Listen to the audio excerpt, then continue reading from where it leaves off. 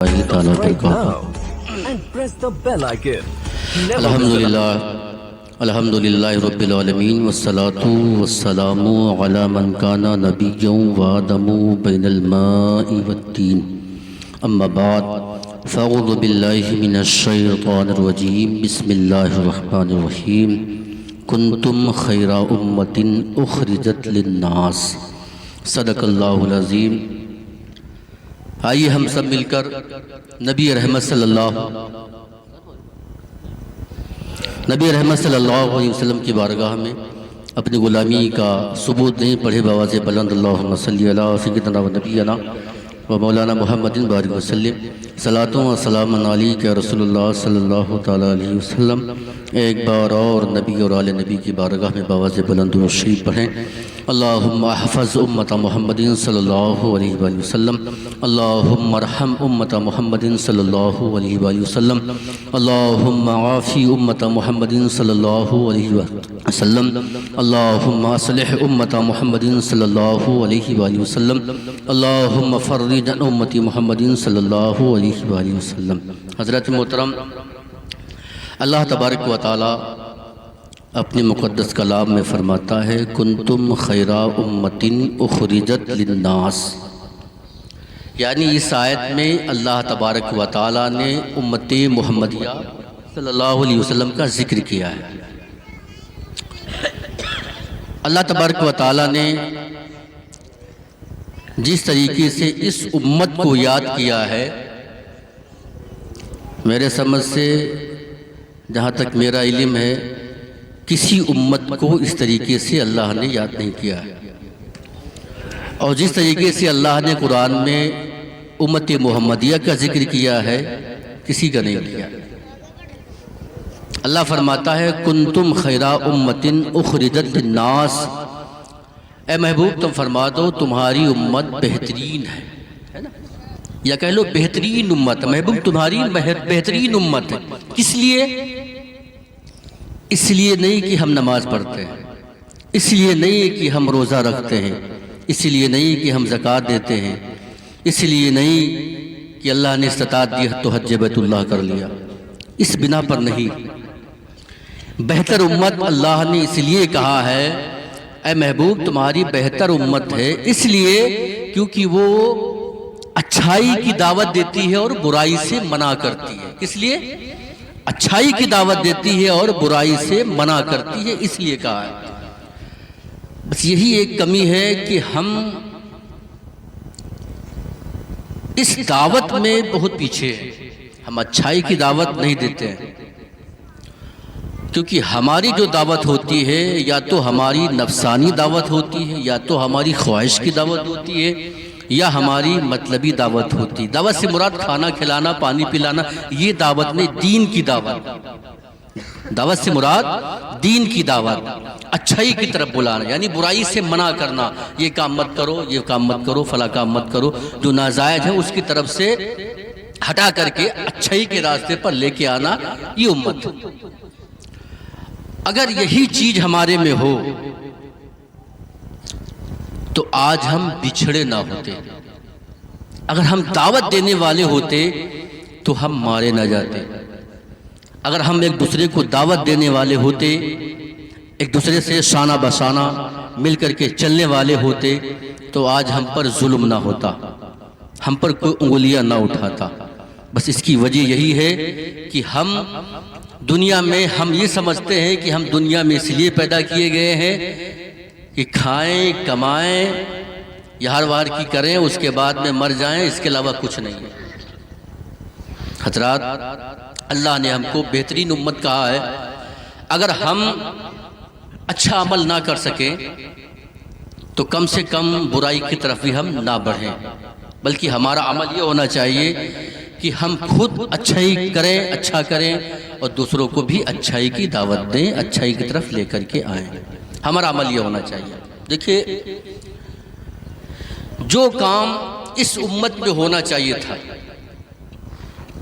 میں آپ کو واقعہ سناتا ہوں حضرت موسیٰ علیہ السلام کے زمانے کا۔ اس امت سے زیادہ اس امت میں گناہگار لوگ ہیں، اس امت سے زیادہ۔ وہاں پر تو چھوٹے چھوٹے عذاب، چھوٹی چھوٹی غلطیوں پر، چھوٹی چھوٹی جو ہم غلطیاں کرتے تھے، گناہ کرتے تھے، اس پر باز نہیں آتے تھے تو اللہ ہم پر عذاب نازل فرما دیتا تھا۔ لیکن احسان ہے مصطفیٰ پیارے کا، ہم گناہ پر گناہ کرتے ہیں، اللہ کی نافرمانیاں کرتے ہیں، لیکن پھر بھی اللہ ہمیں رزق دے رہا ہے ہمیں۔ اور انسان تو ہرسی ہوتا ہے نا، ایک تو اللہ رزق دے رہا ہے، ہم کھا رہے ہیں، پی رہے ہیں، لیکن کم سے کم اس کھانے پینے میں بھی ہم اگر اللہ کا شکر ادا کریں تو یہ بھی ہم سے نہیں ہوتا، ہم اس میں بھی اللہ کا شکر ادا نہیں کرتے۔ تو بنی اسرائیل کا واقعہ ہے کہ بنی اسرائیل میں ایک شخص تھا جو عابد تھا۔ عابد کہتے ہیں نماز پڑھنے والے کو، بندگی، اللہ کی بندگی کرنے والے کو، متقی کو، اسے عابد کہتے ہیں۔ تو بہت بڑا عابد تھا وہ۔ ایک دن وہ راستے سے جا رہا تھا، ٹہلتے ٹہلتے پہاڑ کے کنارے پہنچا، جو کہ وہ راستہ تھا وہ پہاڑ کے اوپر سے گزرا ہوا تھا، لوگ پہاڑ سے چڑھ کر کے پھر اس طرف جاتے تھے۔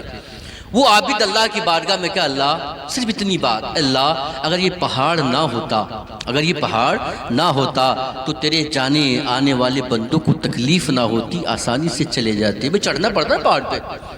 اتنی سی اس نے بات کہی،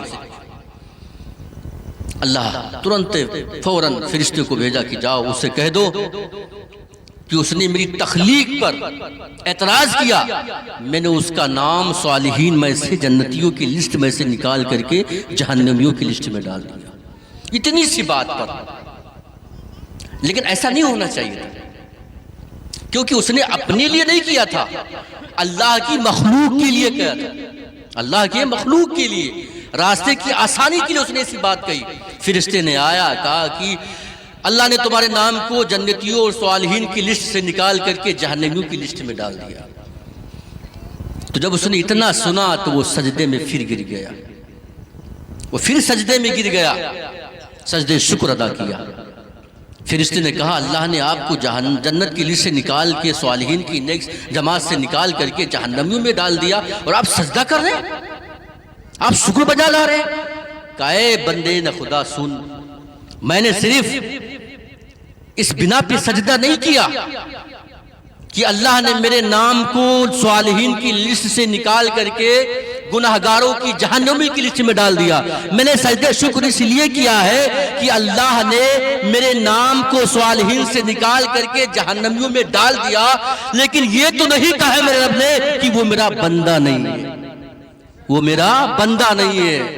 ارے شکر ہے اللہ کا، ہم گناہ کرتے ہیں پھر بھی ہم تو کہتے ہیں کہ ہم اس کے بندے ہیں، ہے نا، اور دنیا میں ہے تو اس کے بندے ہیں۔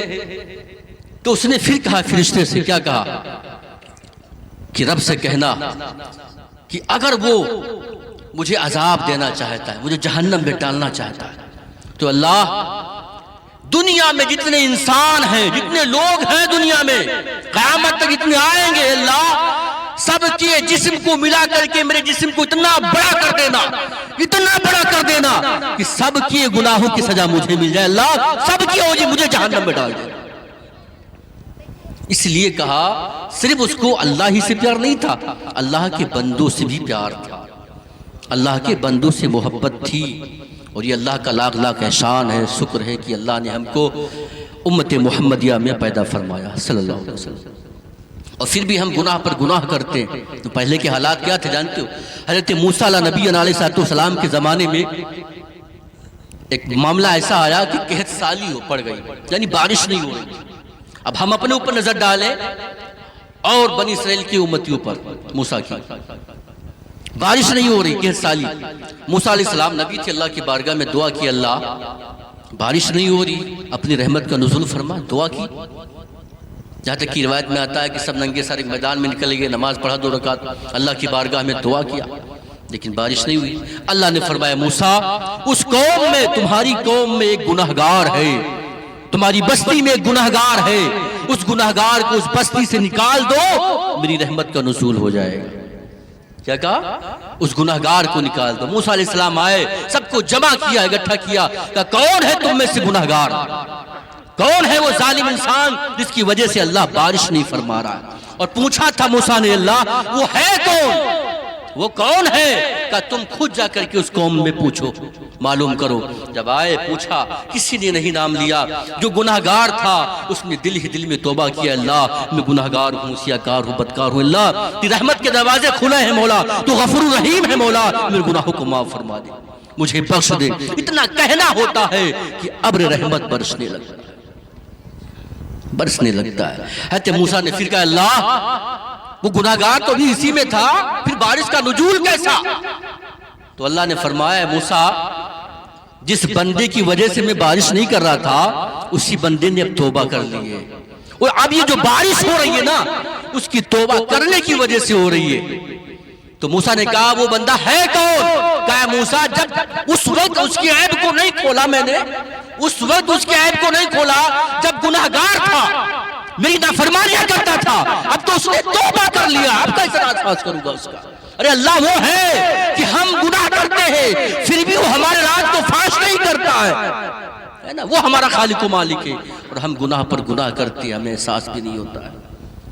حضرات، یہ دولت، یہ شہرت، یہ عشرت، اور آج ہمارے اندر صرف کیا فطور گھسا ہوا ہے۔ ہم تو دیکھتے ہیں 4 انگل زمین کے لیے خون ہوتا ہے، مسلمانوں میں قتل ہوتا ہے 4 انگل کے لیے۔ دوستو یہ سب چیزیں ختم کرو، ایک ہو جاؤ، ایک دوسرے کے ہم خوار ہم درد بن جاؤ۔ یہی امت محمدیہ ہے جس کو اللہ کے نبی صلی اللہ علیہ وسلم نے فرمایا، میری وہ امت ہے کہ میرے کلمہ پڑھنے والے وہ ہیں جو میرا نام سن کر کے اپنی گردنیں کٹاتے ہیں۔ اور آج نام تو چھوڑو، انگلی اٹھائی جاتی ہے جاتے نبی پر، سب کچھ ہوتا ہے، ہمارے کان میں چو نہیں ہوتا ہے۔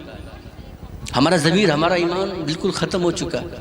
کیونکہ ہم ایک بات اور بتا دیں، ایمان اور حسد یہ 2 چیزیں ایک جگہ نہیں ہو سکتی۔ جو مسلمان ہوگا اس کے اندر حسد نہیں ہوگا کسی بھائی کے لیے، کسی اپنے بھائی کے لیے حسد نہیں ہوگا، چاہے وہ چھوٹا ہو بڑا ہو، کیونکہ اگر جس کے اندر حسد ہے سمجھ جاؤ اس کے دل میں ایمان نہیں ہے، کیونکہ حسد والے کے دل میں ایمان نہیں ہوتا ہے، یا تو حسد ہوگا یا ایمان یا حسد، دو میں سے ایک چیز، دونوں چیزیں نہیں ہو سکتی ہے۔ اور ہم تھوڑی تھوڑی زمین، ایک انگل زمین کے لیے قتل خون ریزہ کرتے ہیں۔ میں اپنی واقعی سے آپ کو پیغام دینا چاہتا ہوں۔ حضرت موسیٰ علیہ نبی علیہ السلام کے زمانے میں 2 سگے بھائی چھوٹے سے زمین کے ٹکڑے کے لیے لڑ رہے تھے، جھگڑ رہے تھے۔ چھوٹے بھائی نے کہا یہ ٹکڑا، یہ حصہ میرا ہے، بڑے نے کہا نہیں یہ حصہ میرا ہے۔ آج بھی ہوتا نا، ایسے ہوتا، یہ میرا۔ فیصلہ کرنے والے بھی اب تو دلالی پہ سوار ہو جاتے ہیں، کہہ دیتے ہیں کہ جس سے بن نہیں ہے اس کی طرف ہاں کر دیتے ہیں۔ دوستو اللہ کے گھر پکڑ ہوگی، اور ایک انگول زمین جو آج ہم مار کے رکھے ہیں، اللہ بروز قیامت جب جج کی کرسی پر ہوگا نا تو اللہ فرماتا ہے اس وقت میں غربا و یتیم، مساکین اور پریشان لوگ جو ہوں گے دنیا میں ان کے ساتھ رہوں گا، اور جس پر ظلم کیا ہوگا اللہ فرماتا ہے اس کا گروان پکڑ کے حساب لیا جائے گا، اور ہم اللہ کے سامنے کھڑے نہیں ہو سکتے۔ اللہ سے دعا کریں کہ اللہ اپنی بارگاہ میں ہمیں کھڑا نہ ہونا پڑے، سمجھے؟ وہ اللہ کی شان، ہم نہیں کھڑے ہو سکتے اس کی بارگاہ میں۔ تو 2 سگے بھائی تھے، زمین کے ٹکڑے کے لیے لڑ رہے تھے، مر رہے تھے آپس میں۔ کہا یہ میرا، بڑے نے کہا یہ میرا، چھوٹے نے کہا میرا۔ کہا ایک کام کرو، موسیٰ کے بارگاہ میں چلتے، اللہ کے نبی ہے نا وہ فیصلہ کریں گے۔ موسیٰ علیہ السلام کی بارگاہ پہنچے، کہا موسیٰ ہم دونوں لوگ زمین کے لیے جھگڑے کرتے ہیں، آپ فیصلہ کر دیجئے یہ ٹکڑا کس کا ہے؟ کہا مجھے اس زمین پر لے کر کے چلو جس کے لیے تم لڑ رہے ہو۔ حضرت موسیٰ علیہ السلام اس زمین کے حصے پر آئے اور کہا زمین کا حصہ تو بتا، تو کس کے حق میں ہے، چھوٹے والے کے یا بڑے والے کے؟ زمین نے کہا موسیٰ نہ میں چھوٹے کے حق میں ہوں اور نہ بڑے کے حق میں ہوں، سچ تو یہ ہے کہ اے موسیٰ یہ دونوں میرے حق میں ہیں، اور میں انتظار کر رہی ہوں کس دن ان پر موت طاری ہو جائے اور میں ان کے لیے اپنے پیٹ کو کھول دوں، اپنے پیٹ کو چاک کر دوں اور یہ دونوں میرے پیٹ میں سما جائے۔ یہ میرے نہیں ہیں، یہ میں ان کا نہیں، یہ میرے ہیں، میں انتظار کر رہی ہوں ان کا۔ اور ہم مرتے ہیں اس زمین کے لیے، 2 گز زمین کے لیے، 4 انگل زمین کے لیے۔ ہمارا نظریہ یہ نہیں ہونا چاہیے، اگر ہمارا بھائی ہے 2 انگل اس کے حصے میں جا رہی ہے تو اس کو دے دیجئے، کوئی دقت نہیں۔ اللہ پر توکل رکھیے، اللہ پر بھروسہ رکھیے، اللہ تمہیں اس کا اجر عطا فرمائے گا۔ یاد رکھو ہماری جو زندگی ہے، جو ہم کو اللہ نے جس لیے پیدا کیا ہے، یہ نرم گرم بستروں پر محلوں میں اس کے لیے نہیں، اللہ نے ہم کو اپنی طرف بلانے کے لیے پیدا کیا ہے۔ ہمیں بھئی حدیث پاک ہے الدنیا حضر المومنین، دنیا مومن کے لیے قید خانہ ہے، یہ ہمارے لیے قید خانہ ہے، جب تک ہیں سانس چل رہی ہے، جس دن یہ سانس رک جائے گی رب کی طرف پلٹ جائیں گے۔ یہ دنیا ہمارے لیے قید خانہ ہے، اس کا ہم انتظام نہ کریں، انتظام کریں آخرت کے لیے، کچھ جمع کریں بٹوریں آخرت کے لیے۔ مرنے کے بعد قبر میں جانا ہے، اللہ کے فرشتوں کو حساب دینا، اللہ کی بارگاہ میں بروز محشر کھڑے ہونا ہے، ورنہ یاد رکھو یہ شہرت، یہ دولت، یہ نام، یہ چرچا کچھ تمہارے کام آنے والا نہیں ہے۔ صرف کام آنے والا اگر کوئی چیز ہے وہ تمہارے عمل صالح ہے، تمہارے اچھے اعمال ہے، اس کے علاوہ کوئی کچھ کام آنے والا نہیں ہے۔ بس ایک بات سن لیجئے، حضرت ابراہیم بن ادہم رضی اللہ تعالیٰ عنہ رحمت اللہ تعالیٰ علیہ، یہ ابھی بلخ کے بادشاہ ہیں، ابھی ولی نہیں ہے، یہ بلخ کے بادشاہ حضرت ابراہیم بن ادہم۔ آج ہم یار 2-4 لاکھ والے ہو جاتے ہیں تو ہم اپنے آپ میں سماتے نہیں ہیں، زمین پر اللہ کی اکڑ کر چلتے، یہ ہمارا تکبر ہوتا ہے۔ حضرت ابراہیم بن ادہم رحمت اللہ تعالیٰ علیہ بلخ کے بادشاہ ہیں، کرسی پر بیٹھے ہوئے ہیں، سپاہی لگے ہوئے ہیں، پہرے دار لگے ہوئے ہیں، اور عالم یہ تھا کہ آپ کے نرم گرم بستر کے اوپر 100 کلو گلاب کے پھول بچھائے جاتے تھے، 100 کلو گلاب کے پھول۔ وہ بادشاہ ابراہیم بن ادہم 100 کلو پھول، اور پھولوں کو چننے کے لیے ایک باندی، ایک غلام ہوا کرتی تھی، ایک عورت باندی غلام جو ان پھولوں کو چن چن کر کے بادشاہ کے بستر پر سجاتی تھی۔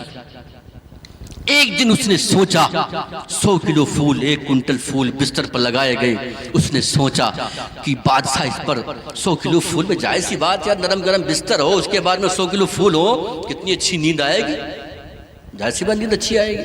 تو اس باندی نے کہا لا میں چیک کر کے دیکھتی ہوں کہ نیند کیسی ہے، اسے چیک کرنے کے لیے لیٹ گئی، بستر لگایا، پھول لگائے، 100 کلو پھول بچھانے کے بعد وہ لیٹ گئی، چیک کر رہی تھی کہ کیسا لگتا ہے، کیسا محسوس ہوتا ہے۔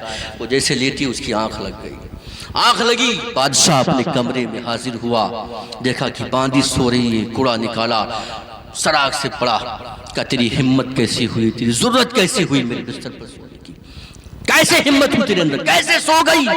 جلاد حاضر ہو، جلاد کو بلایا گیا۔ لڑکی عورت سلف نازک ہوتی، کمزور ہوتی ہے، جلاد کو بلایا گیا، اتنے کوڑے مارو کہ اس کے جسم سے کھال نکل جائے۔ جلاد کوڑے مارتا رہا، کوڑے لگاتا رہا، مار کی چوٹ سے وہ باندی، وہ غلام چیختی چلاتی رہی، مار کھاتے کھاتے چلاتی چلاتی بلبلاتی ایک دم مسکرانے لگی، ہنسنے لگی۔ بادشاہ نے کہا جلاد ٹھہر جا، رک جا، کہا اے باندی یہ بتا تجھ پر مار پڑ رہا تھا، تو چوٹ سے چلا رہی تھی، بلبلا رہی تھی، یہ ہنسنا کیسا؟ تعجب میں ڈالا نا بادشاہ کو، جس کے اوپر مار پڑ رہی ہو وہ روئے گا نا، چلائے گا، یہ ہنسنا کیسا؟ کہا اے بادشاہ میں ہنسنا، میں جو ہنسی نا اس کی راج، اس میں راج ہے۔ کہا کیا راج ہے؟ کہا میں صرف چیک کرنے کے لیے آپ کے بستر پر سو گئی تو مجھ پر کوڑے برسائے جا رہے ہیں، مجھ پر کوڑے برسائے جا رہے، مجھ کو مارا جا رہا ہے، لیکن میں اس حالات کو، اس منظر کو دیکھ رہی ہوں کہ جب بروز قیامت ہوگا نرم گرم بستر پر سونے والے، میں ایک دن سو گئی، ایک چند لمحے کے لیے سو گئی تو کوڑے مارے جا رہے ہیں، تو 50 سال سے اس بستر پہ سوتا چلا رہا ہے، اللہ تبارک و تعالیٰ بروز قیامت تجھ کو اتنے کوڑے مارے گا، یہ سوچ کر کے میں ہنس رہی تھی۔ ہمیں اس بات کا احساس نہیں ہوتا ہے کہ اللہ نے نرم گرم بستر بھی جو دیا ہے نا وہ صرف اپنی بندگی کے لیے دیا ہے۔ یہ اپنی زندگی جو اللہ نے ہم کو دی ہے، یہ خرافاتی زندگی چھوڑ دیجیے۔ ہم انسان اللہ نے ہم کو بنایا ہے، اور توکل اللہ پر ہمارا کیسا رہتا ہے، بھروسہ جانتے ہو کیسا رہتا ہے؟ اگر دیکھا جائے تو پرندے جو ہوتے ہیں نا صبح سے شام تک اڑتے رہتے ہیں نا، دیکھتے ہیں ان سے بھی کمزور، ان کی ادنا بر بھی ہمارا ایمان نہیں ہے، اللہ پر توکل نہیں ان پرندوں کے۔ اب جانتے ہیں پرندے کیا ہیں؟ انسان صبح میں نکلتا ہے کمانے کے لیے، روزی کے لیے، تو شام کا اور کل کا بھی انتظام کر کے لاتا ہے۔ ہم بازار جاتے ہیں تو آج کی بھی سبزی اور کل کی بھی سبزی ہو سکتا ہے 3 دن کے بعد بازار آ جائے گی، تو 3 دن کا بھی ہم سامان بٹور کے رکھتے ہیں۔ ہمارا یہ توکل ہے کہ ہم آگے کا بھی انتظام کرتے ہیں، لیکن اللہ کی ایک اور مخلوق ہے جو فضاؤں میں اڑتی ہے۔ آپ نے دیکھا ہے پرندے صبح میں پورب سے اڑتے ہیں، پچھم کی طرف اڑان بھرتے ہیں، ان کے منہ میں کوئی دانہ نہیں ہوتا ہے، کچھ نہیں ہوتا ہے، توکل اتنا مضبوط ہے، اڑان بھرتے ہیں اور جہاں پر ان کی اڑان ختم ہوتی ہے اللہ ان کو وہیں سے اتنا رزق دیتا ہے اور منہ میں کچھ لے کر کے نہیں آتے ہیں، پیٹ بھر کر کے وہیں سے پھر اڑان بھرتے ہیں اور آ کر کے اپنے پنجرے میں رات بھر سوتے ہیں۔ اور یہ ہم کو بتا رہے ہیں کہ ہم کچھ لے کر کے نہیں آئے ہیں، ہمارا توکل یہ ہے، ہمارا بھروسہ یہ ہے کہ رات ہو رہی ہے، ہم پیٹ بھر کے آئے ہیں، صبح ہوگی اڑان بھریں گے اللہ پھر عطا فرمائے گا، اڑان بھریں گے اللہ پھر عطا فرمائے گا۔ ہمارا توکل یہ نہیں رہ گیا ہے، ہمارا توکل یہ ہے کہ ہم مہینے مہینے بھر کا بھی انتظام کرتے ہیں۔ انتظام کرو، ہم انسان ہیں لیکن کم سے کم کچھ انتظام اور کر لو کہ اللہ کی بارگاہ میں ہمیں کچھ لے کر کے جانا ہے، کچھ وہاں دکھانا ہے، کیا لے کر کے آئے۔ تو حضرات میری تقریر بس اسی پر ہے کہ ہم سب ایک ہو جائیں، کاندھا سے کاندھا ملا کے چلنے والے۔ یہاں کوئی غیر نہیں ہے، کوئی کافر نہیں ہے، کوئی مشرک نہیں ہے بھائی، اور جس کے اندر منافقت ہو وہ ختم کر دے۔ ہم سب سینہ با سینہ ملا کے دوستو آج یہ ضرورت ہے کہ ہم مسلمان ایک ہو جائیں، یہ بہت ضرورت ہے کہ ہم ایک ہو جائیں، ایک دوسرے کے غم خوار ہو جائیں، ایک دوسرے کی تکلیف پوچھنے والے ہو جائیں۔ آج ہمارے عمل کو، ہمارے کردار کو ہم غیروں نے لے لیا یار، ہمارے عمل کو آپ کہیں گے کیسے؟ ہمارے عمل کو کہنا پڑتا ہے، ہمارے عمل کو غیروں نے کیسے لے لیا؟ آج ہم اپنی پلیٹ میں گھر میں اگر ہم سالن بھی لے کر کے آتے ہیں نا، بازار سے گوشت لے کر کے آتے ہیں تو سوچتے ہیں کہ ایسا نہ ہو کہ اس کی خوشبو باہر چلی جائے، پڑوسی کی انگنے میں چلی جائے، پڑوسی کے بچے مانگنے نہ آ جائیں، ہے نا۔ لیکن سنیے یہ ہمارا عمل نہیں، ہم تھالی چھپا کے کھاتے، یہ ہمارا عمل ہے۔ مسلمان اس کو کہتے ہیں کہ ایک تھالی میں 10 مسلمان کھائیں، مسلمان اس کو کہتے ہیں کہ ایک چادر میں 10 مسلمان سو جائیں۔ یہ طریقہ کافروں کا تھا جو اپنی تھالیاں، اپنی پلیٹیں چھپا کے کھاتے تھے، آج ہم چھپا کے کھاتے ہیں کہیں کوئی دیکھ نہ لے۔ یہ ہمارے حالات پیدا ہو گئے ہیں۔ ہم ایک دوسرے کے غم خوار اس وجہ سے نہیں ہیں کیونکہ ہم دنیا میں خود اپنی نفسی میں پڑے ہوئے ہیں، اور اس کی وجہ یہی ہے کہ جو ہم نفسی میں پڑے ہوئے ہیں، اس کی وجہ یہی ہے کہ ہم ایک دوسرے کے غم خوار نہیں ہیں، ہم ایک دوسرے کی پوچھنے، اس کا حال پوچھنے والے، اس کی طبیعت پوچھنے والے نہیں ہیں، صرف اپنی نفس کے لیے۔ ہم نے جو زندگی گزار رکھے ہیں وہ اپنی نفس کے لیے، کھاؤ اپنے لیے، پیو اپنے لیے، مر جاؤ، کچھ نہیں، ختم کہانی۔ دوستو بس ایک ہو جاؤ، نیک ہو جاؤ۔ اللہ کی بارگاہ میں دعا کریں گے کہ اللہ ہم کو، آپ کو، سب کو ایک اور نیک بنائے، جب تک دنیا میں رکھے اللہ ایمان اور آبرو کے ساتھ رکھے، جب بھی اللہ ہم سب کو اٹھائے ایمان اور آبرو کے ساتھ اٹھائے۔ میرے ساتھ پڑھیے استغفر اللہ ربی من کل ذنب واتوب الیہ۔ السلام علیکم ورحمۃ اللہ وبرکاتہ۔